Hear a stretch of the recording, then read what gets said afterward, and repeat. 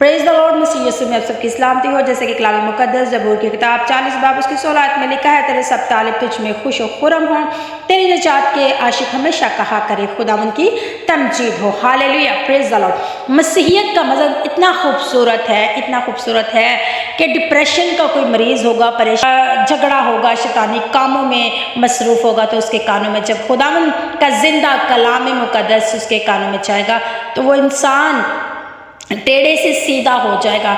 मसीहत का मज़हब इतना खूबसूरत मज़हब है।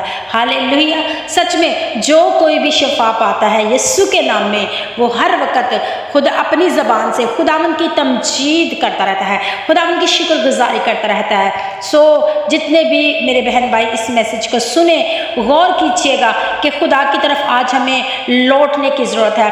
आज हमारे कानों में जितना खुदावंद की आवाज़ जाएगी, हालेलुया, प्रेज द लॉर्ड, जब भी ये आवाज़ हमारे कानों में गूंजेगी, यीशु की आवाज़ हमारे कानों में जाएगी, कलाम मुकद्दस को जब हम अपनी ज़िंदगी में लेंगे तो हमारी ज़िंदगियाँ सेम न रहेंगी बल्कि बदल जाएगी। हालेलुया। कलाम मुकद्दस का पढ़ा सुना समझना हम सब के लिए बाइस से बरकत हो। God bless you. खुदा आप सबको बरकत दे। आमीन आमीन।